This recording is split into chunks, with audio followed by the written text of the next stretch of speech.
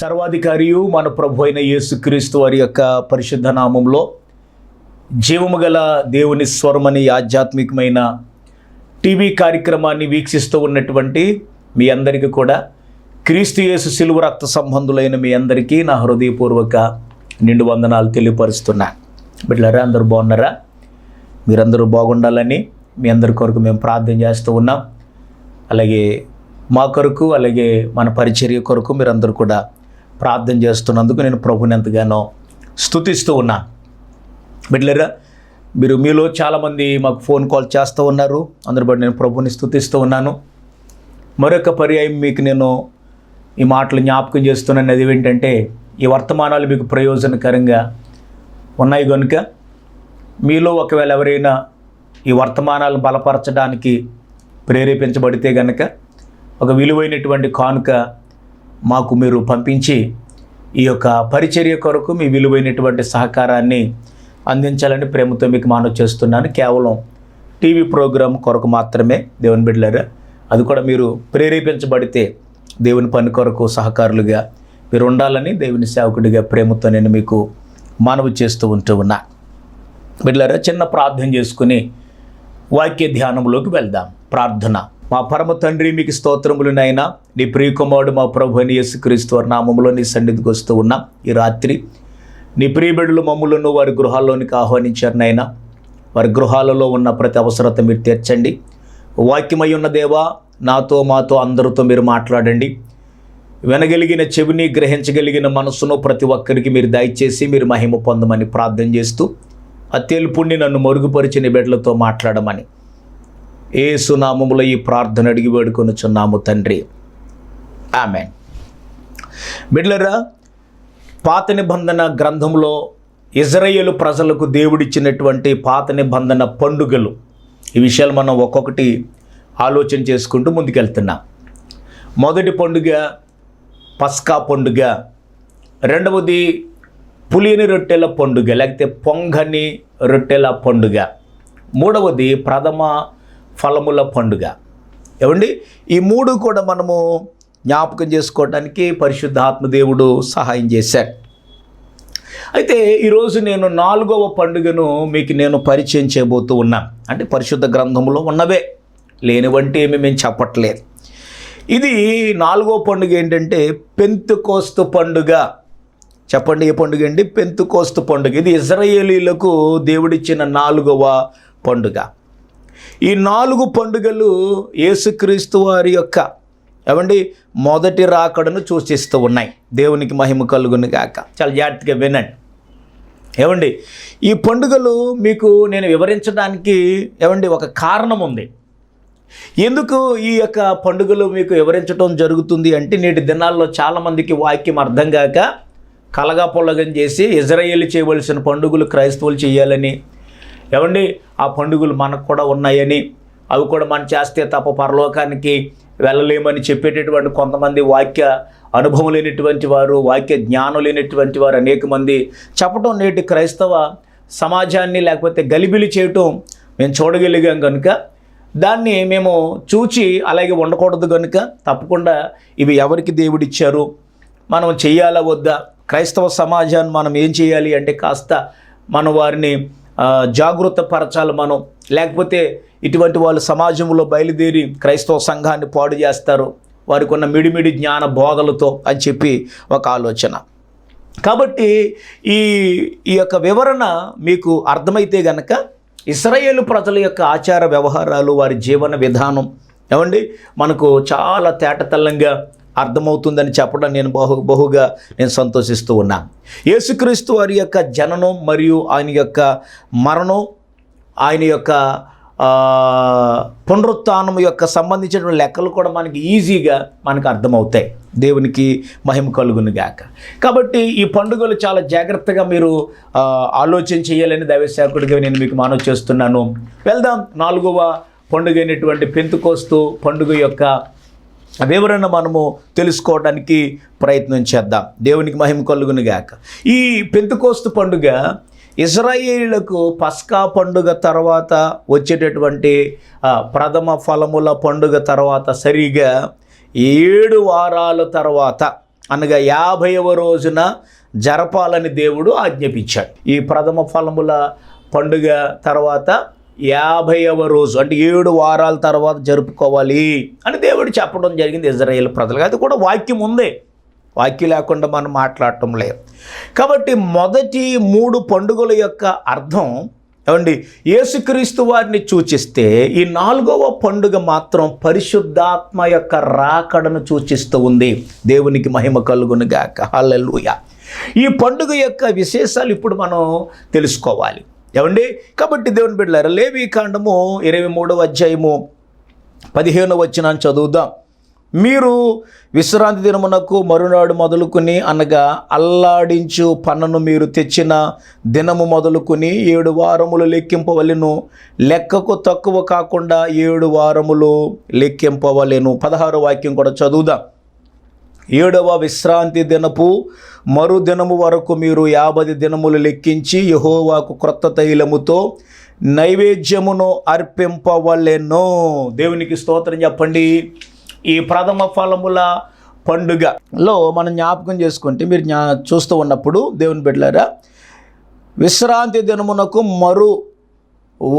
మరుసటి దినమున నుంచి 7 వారాలు లెక్కించాలి. 7 వారాలు లెక్కించిన తర్వాత విశ్రాంతి దినానికి మరువారం అంటే మరుసటి దినం 50వ రోజున ఈ పండుగ చేయాలి అని చెప్పి దేవుని వాక్యంలో మనం చూస్తూ ఉంటాం. ఈ పెంతెకోస్తు పండుగకు చాలా పేర్లు మనకు కనబడుతూ ఉంటాయి. దీన్ని వారముల పండుగ అని పిలవటం జరుగుతుంది. తర్వాత కోతకాలపు పండుగను కూడా దీన్ని పిలవటం జరుగుతూ ఉంటుంది దేవుని బిడ్డలారా. కాబట్టి ఈ యొక్క పండుగ ప్రథమ ఫలముల పండుగ మొదలుకొని 7 వారములు లెక్కించి 7వ వారము చివరి విశ్రాంతి దినము తర్వాత వచ్చే దినము అంటే వారములో మొదటి దినము అనగా ఏమంటే ఈ రోజున ఉన్న క్యాలెండర్ను బట్టి ఆదివారము. దేవునికి స్తోత్రం. ఈ పండుగ జరుపుకొనవలెనని దేవుడు ఇజ్రాయేలు ప్రజలకు ఆజ్ఞాపించాడు. విశ్రాంతి దినానికి మరుసటి రోజు వచ్చేది ఏది? వారములో మొదటి రోజు. ఏ రోజు అది? ఆదివారం. కాబట్టి ఇదే విషయం నిర్గమకాండం 23:16 చదువుకోండి. అలాగే దేవుని సంఖ్యాకాండం 28 26 వచనాన్ని ఒకసారి మనం చదివినా, అలాగే నిర్గమకాండం 34:22 వచనంలో కూడా ఇదే వచనాలు మనకి చూస్తూ ఉంటాం. కాబట్టి విశ్రాంతి దినానికి మరుసటి రోజు వచ్చినటువంటి దినాన్ని ఈ పండుగ చేసుకోవాలి అని చెప్పి దేవుని వాక్యంలో మనం చూస్తూ ఉన్నాం. హెబ్రీ భాషలో దేవుని బిడ్డలారా, ఈ వారముల పండుగ అని వ్రాయబడి ఉన్నటువంటి దీన్ని గ్రీకు భాషలో ఏమని పిలుస్తారంటే పెంతెకోస్తు అని పిలుస్తారన్నమాట. పెంతెకోస్తు అనగా 50 అని అర్థం వస్తుందన్నమాట. పెంతెకోస్తు అంటే అర్థం ఏంటంటే 50 అని వస్తుంది. 50వ దినం అని అర్థం. ఇశ్రాయేలీలకు ప్రథమ ఫలముల పండుగ నుండి 50 రోజుల తర్వాత ఈ పండుగ చేసుకోవాలని చెప్పి దేవుడు చెప్పారు. కాబట్టి దేవుని బిడ్డలారా, దీనికి పెంతెకోస్తు అనేటటువంటి పేరు వచ్చింది.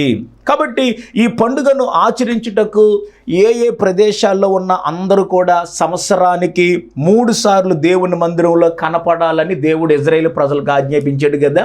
మీకు డౌట్ వస్తే కనుక ద్వితీయోపదేశకాండము 16వ అధ్యాయము 16వ వచనం చదువుకోండి. 7కి 3 మారులు పొంగని రొట్టెల పండుగలోను, పర్ణశాల పండుగలోను, వారముల పండుగలోను పురుషులందరూ కూడా కనిపించాలని అక్కడ దేవుడు ఇజ్రాయేలు ప్రజలకి చెప్పడం చూస్తాం. దేవునికి స్తోత్రం.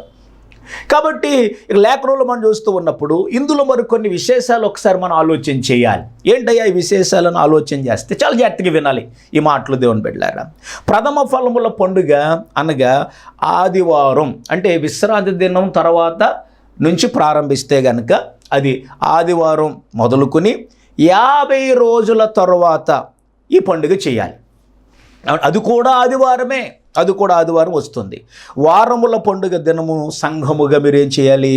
కూడుకోవాలి. ఈ పండుగలో అన్యులు సున్నతి చేసుకుంటే వారు కూడా పాల్గొనవచ్చు.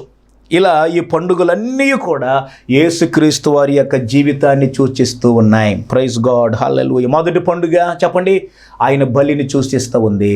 రెండవ పండుగ పరిశుద్ధతను గురించినటువంటి విషయాలను, పరిశుద్ధత గురించిన విషయాలు మనకి సూచిస్తూ ఉంది. రెండవది ఏంటి చెప్పండి?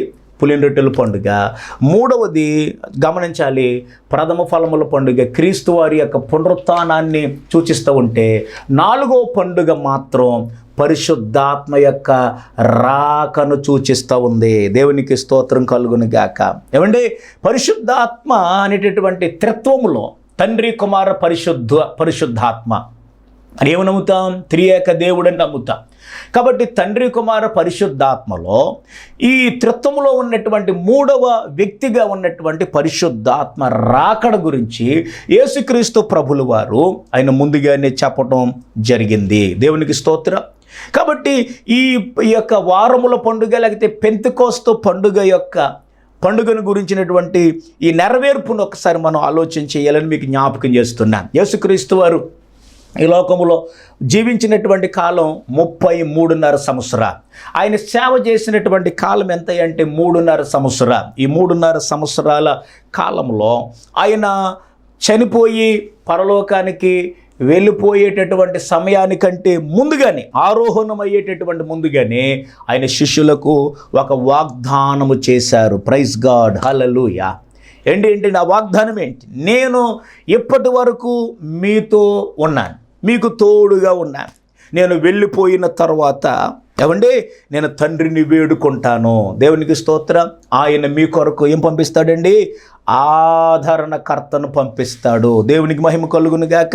పరిశుద్ధ గ్రంథములో యోహాను సువార్త 14వ అధ్యాయము 16వ వచనాన్ని నేను చదువుతున్నాను. నేను తండ్రిని వేడుకుందును, మీ యొద్ద ఎల్లప్పుడూ ఉండుటకై ఆయన వేరొక ఆదరణకర్తను అనగా సత్యస్వరూపయగు ఆత్మను మీకు అనుగ్రహించును. దేవునికి స్తోత్రం కలుగును గాక. నేను తండ్రిని వేడుకుంటాను, ఆయన మిమ్మల్ని ఏం చేస్తాడు? ఆయన ఏమండి బలపరచడానికి ఆదరణకర్తను పంపిస్తాడు.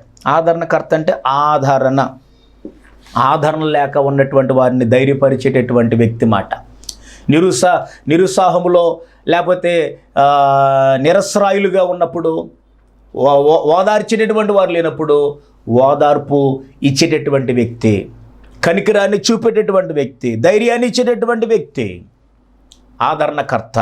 ఆయనే పరిశుద్ధాత్మ దేవుడు. దేవునికి స్తోత్రం. యోహాను సువార్త 14:26 వచనంలో ఆదరణకర్త అనగా తండ్రి నా నామమున పంపబోవు పరిశుద్ధాత్మ సమస్తమును మీకు బోధించి నేను మీతో చెప్పిన సంగతులన్నీ మీకు జ్ఞాపకము చెయ్యును. అంటే పరిశుద్ధాత్మను తండ్రి మీ కొరకు పంపించబోతూ ఉన్నాడు. నేను మీకు ఆ వాగ్దానం ఇస్తున్నానని చెప్పి ఆయన చెప్పడం జరిగింది. దేవునికి మహిమ కలుగును గాక.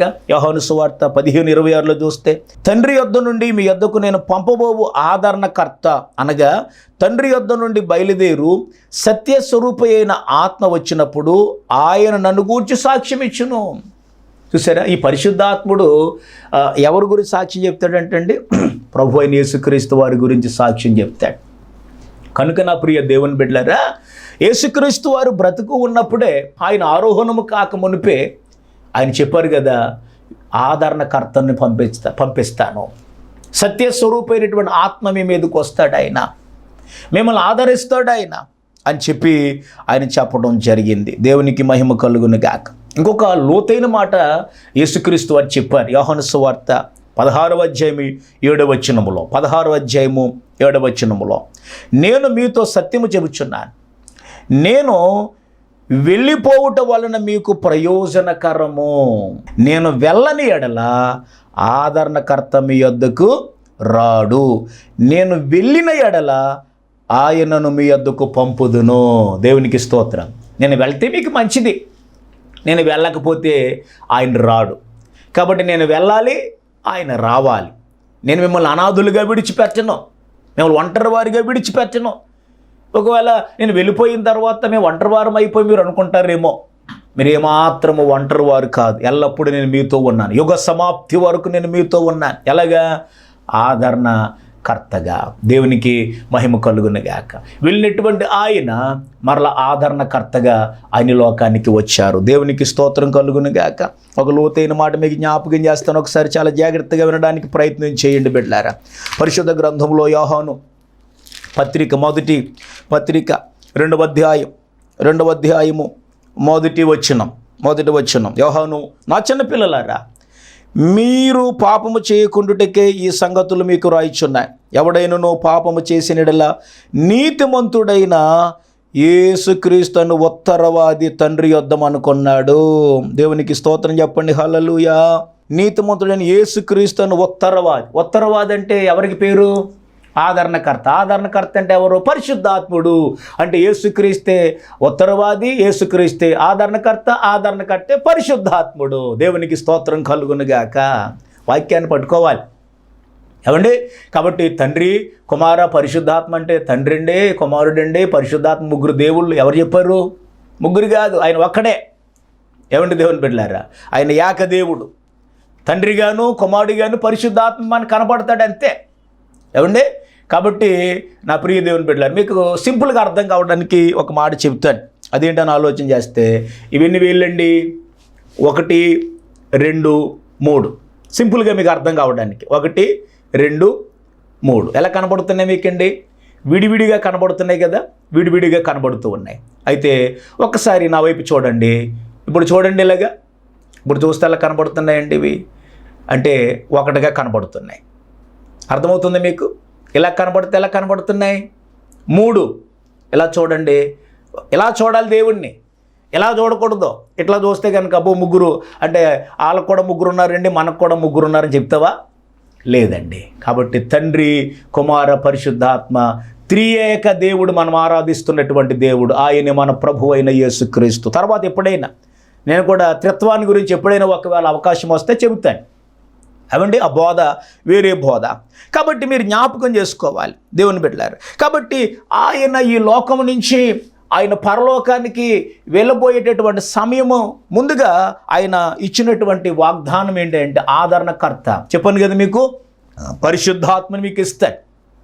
పరిశుద్ధాత్మ మిమ్మల్ని సర్వసత్యంలోకి నడిపిస్తాడు. కాబట్టి ఇది ఎప్పుడు నెరవేరిందని ఆలోచన చేస్తున్నప్పుడు యేసుక్రీస్తు వారి సమాధిలో నుంచి తిరిగి లేచిన దినము మొదలుకొని 50వ రోజున నెరవేరింది. దేవునికి స్తోత్రం చెప్పండి. హల్లెలూయా. అపోస్తలుల కార్యముల గ్రంథం 2వ అధ్యాయాన్ని మీరు చదువుకోండి, అంతా చదువుకోండి దేవుని బిడ్డలారా. మొదటి వచనం ప్రాముఖ్యంగా చూస్తే, పెంతెకోస్తు పండుగ దినం వచ్చినప్పుడు అందరూ ఒక చోట కూడి ఉండిరి. అప్పుడు వేగముగా వీచు బలమైనటువంటి గాలి వంటి ఒక శబ్దము ఆకాశము నుండి అకస్మాత్తుగా వారు కూర్చుని ఉన్న ఇల్లంతా నిండెను. మరియు అగ్ని జ్వాలల వంటి నాలుకలు విభాగింపబడినట్టు వారికి కనపడి వారిలో ఒక్కొక్కరి మీద వరాలుగా వారందరూ పరిశుద్ధాత్మతో నిండినటువంటి వారై ఆ ఆత్మ వారికి వాక్శక్తి అనుగ్రహించిన కొలది అన్య భాషలతో మాటలాడసాగిరి. దేవునికి స్తోత్రం. హల్లెలూయా, హల్లెలూయా. చూసారా? అంటే పెంతెకోస్తు పండుగ దినము ఎవరి రాకకు గుర్తుగా ఉంది? పరిశుద్ధాత్మ యొక్క రాకకు గుర్తుగా ఉంది. అంటే యేసుక్రీస్తు వారు పరలోకానికి వెళ్ళటం, పరిశుద్ధాత్మ లోకానికి రావటం జరిగినటువంటి రోజుగా పెంతెకోస్తు పండుగ మనకి కనబడుతూ ఉంది. దేవునికి స్తోత్రం. అంటే పరిశుద్ధాత్మ యొక్క ప్రవేశం జరిగినటువంటి రోజు మాట పెంతెకోస్తు పండుగ. కాబట్టి ఇప్పటి నుంచి క్రైస్తవులతో పాటు అన్ని జనులు కూడా చెప్పండి పరలోక రాజ్య ప్రవేశం దొరికింది. అందరూ కూడా ఏం పొందుకున్నారు చెప్పండి? ఇప్పుడు పరిశుద్ధాత్మను పొందుకున్నారు. దేవునికి స్తోత్రం కలుగునుగా. ఇశ్రాయేలుతో పాటు ఈ పండుగను అన్ని జనులు కూడా ఆచరించాలంటే ఏం చేసుకోవాలి? సున్నతి వారు చేసుకోవాలి. ఇక్కడ దేవుని సంఘంలో చేర్చబడాలి అంటే బాప్తీసం తీసుకోవాలి. ఏమండి? ఈ పండుగ ద్వారా పరిశుద్ధాత్మ ప్రవేశం మరియు సంఘంలోకి ఒక్కసారిగా ఏమండి ఎన్నో దేశాలకి సంబంధించినటువంటి ఇంచుమించుగా 11 దేశాలకి సంబంధించిన అన్ని జనులు యూదులతో పాటు ఇంకా మిగిలినటువంటి 5 ఏమండి లోకల్గా ఉన్న ప్రాంత నివాసులు అందరూ కూడా ఒకేసారి అద్భుతాన్ని చూసి ఆశ్చర్యపడ్డారు. అంటే ఆ పండుగకు వచ్చినటువంటి ఆ ప్రదేశాల్లో ఉన్నటువంటి ఇంచుమించుగా ఏమండి 18 ప్రదేశాలకు చెందినటువంటి ప్రజలు వచ్చారు. వాళ్ళందరూ చూసి ఆశ్చర్యపడిపోయారు. వీళ్ళందరూ కూడా అన్య భాషలతో మాట్లాడడం. హల్లెలూయా. పరిశుద్ధాత్మతో నింపబడినప్పుడు పరిశుద్ధాత్ముడు వారికి వాక్శక్తినిచ్చాడు. వారందరూ కూడా వారికి తెలియనటువంటి భాషలు మాట్లాడడం ప్రారంభించారు. దేవునికి స్తోత్రం కలుగునుగాక. ఆశ్చర్యపడిపోయారు. ఎలా సాధ్యం? ఏంటి మన భాషలు మాట్లాడుతున్నారేంటి వీళ్ళు అని ఆశ్చర్యపడ్డా. అయితే అక్కడ మీరు గమనించాలి, అందరూ కూడా తాగున్నారేమో అనుకున్నారు పాపం వాళ్ళు. అప్పుడు పేతురు గారు నిలబడ్డాడు. దేవునికి స్తోత్రం కలుగును గాక. అప్పుడు నిలబడినటువంటి పేతురు చెప్పినటువంటి మాట ఒక్కమారు మనం చూసి దేవుని బిడ్డలారా, పేతురు గారు నిలబడి వాక్యం చెప్తున్నారు కదా, చూద్దాం ఒకసారి. 2వ అధ్యాయం అపోస్తుల కార్యముల గ్రంథం 14వ వచనం. అయితే పేతురు ఆ 11 కూడా లేచి నిలిచి బిగ్గరగా వారి తిట్లనెను, యోదయ మనుషులారా, యెరూషలేములో కాపురం ఉన్న సమస్త జనులారా, ఇది మీకు తెలియనుగాక, చెవియొగ్గి నా మాట వినుడి. మీరు ఊహించినట్టు వీరు మత్తులు కారు, ప్రొద్దు పొడిచి జామైనా కాలేదు. యోవేలు ప్రవక్త ద్వారా దేవుడు చెప్పిన మాట ద్వారా చెప్పబడిన సంగతి ఇదే. అంటే పాత నిబంధన గ్రంథములో ఈ దినాన్ని గురించి రాయబడింది. ఏ దినాన్ని గురించి? పరిశుద్ధాత్మ యొక్క ప్రవేశాన్ని గురించి రాయబడింది. ఏం రాయబడింది అంటే యోవేలు గ్రంథం 2:28లో, అంచె దినములు ఏంది, నేను మనుషులందరి మీద నా ఆత్మను కుమ్మరిస్తాను. మీ కుమారులు మీ కుమార్తెలు ప్రవచిస్తారు, మీ యవనులు దర్శనములు చూస్తారు, మీ వృద్ధులు కలలు కందురు. ఇది యోవేలు గ్రంథ ప్రవచనం. ఆ ప్రవచనం ఇక్కడ నెరవేరింది. దేవునికి స్తోత్రం కలుగునుగాక. పెంతెకోస్తు పండుగ దినాన్న పరిశుద్ధాత్ముడు ఈ సంఘం మీదకి దిగి వచ్చినప్పుడు వారందరూ కూడా పరిశుద్ధాత్మతో నింపబడ్డారు. అగ్ని జ్వాలలు వారి మీద తాకినప్పుడు వారు మౌనముగా ఉండలేకపోయారు. కాబట్టి పెంతెకోస్తు అనుభవాన్ని మనం కలిగి ఉండాలి. దేవునికి స్తోత్రం కలుగునుగాక. కొంతమంది అంటారు అన్ని భాషలు మాట్లాడుతామంటే ఏదేదో మాట్లాడుతున్నారు అంటారు. కొంతమంది అపహాస్యం చేస్తారు. ఆత్మని ఎప్పుడు కూడా అపహాస్యం చేయకూడదు, అది నీ నాశనానికి కారణమవుతుంది. ఏమండి, పెంతెకోస్తు సంఘాల వారిని కొంతమంది అపహాస్యం చేస్తూ ఉంటారు. ఇతనికి తెలియదు వాక్యములు ఏముందో, ఏమి రాయబడిందో తెలియదు. ఏమండి, పరిశుద్ధాత్ముడు ఏంటంటో తెలియదు, ఆరాధన అంటే ఏంటో తెలియదు, ఆరాధన చేయటం అంటే ఏంటో తెలియదు, పాట పాడటం రాదు, ఆరాధన చేయటం రాదు, దేవుని స్తుతించటం రాదు. ఏమండి, కాబట్టి స్తుతించే వారిని కొంతమంది ఎక్కిరిస్తూ ఉంటారు, అన్య భాషలు మాట్లాడుతూ ఉంటే ఎక్కిరిస్తూ ఉంటారు. దేవుని బిడ్డల, ఇది నీ క్షేమం కాదు. కాబట్టి దేవుని వాక్యం చెబుతున్నటువంటి మాట ఏంటి అంటే చాలా జాగ్రత్తగా మీరు వినాలి. కాబట్టి ప్రభువు నామమును బట్టి ప్రార్థన చేయి వారందరూ రక్షించబడుదురని దేవుని వాక్యం చెబుతుంది. అప్పటి నుండి ప్రతిరోజు కూడా ఏమండి సంఘస్థులందరూ కూడా చెప్పండి కూడుకుంటూ దేవుని నామాన్ని ఘనపరిచి, ఎప్పుడు పెంతెకోస్తు పండుగ దినాన్న పేతురు గారు వాక్యం చెప్పినప్పుడు 3,000 మంది రక్షణ పొందారు. దేవునికి స్తోత్రం కలుగును గాక. అనుదినము సంఘములు అనేక మంది చేర్చబడుతూ ఉన్నారు. చాలా జాగ్రత్తగా మీరు వినాలి. కాబట్టి నా ప్రియ దేవుని బిడ్డలారా, ప్రభువు నామమును బట్టి సంఘం ఏమైందంటే విస్తరించటం జరిగింది. కాబట్టి మీరు గమనించాలి. ఇక్కడ లేఖనంలో మనం చూస్తూ ఉన్నప్పుడు తర్వాత ఆదివారపు ఆరాధన ప్రారంభమైంది. ఎప్పుడండి సంఘము ఎప్పుడైతే ప్రారంభించబడిందో ఆదివారపు ఆరాధన ప్రారంభమైంది. యేసు గాడిద మీద యెరూషలేములో ప్రవేశించింది కూడా ఆదివారమే. యేసుక్రీస్తు వారి మరణాన్ని జయించి తిరిగి లేచిన రోజు కూడా ఆదివారమే. పరిశుద్ధాత్ముడు కూడా భూలోకానికి వచ్చినటువంటి రోజు ఆదివారమే. తర్వాత శిష్యులందరూ కూడా అవండి ఆరాధించి దేవుణ్ణి మహిమపరిచే రోజు కూడుకున్న రోజు ఆదివారమే. దేవునికి స్తోత్రం. ఈ విషయం మనకి కింద వాక్యాలు మరి మనం చాలా జాగ్రత్తగా మనం వినగలిగితే కనుక మనకు అర్థమవుతూ ఉన్నాయి.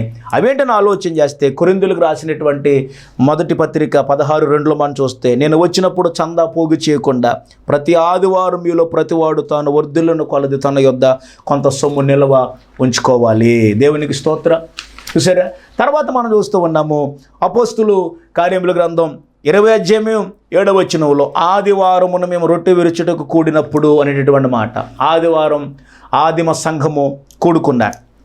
ఆదివారము ఆరాధన దినం. ఏమండి, కాబట్టి యూదులు చేసినటువంటి రోజు విశ్రాంతి దినం. విశ్రాంతి దినము క్రైస్తవులకి కాదు, విశ్రాంతి దినము యూదులకి సంబంధించింది, ఆదివారము క్రైస్తవులకు సంబంధించింది. ఒకవేళ ఎవరైనా విశ్రాంతి దినాన్ని ఆచరిస్తే కనుక అందులోంచి మీరు బయటికి రావాలి.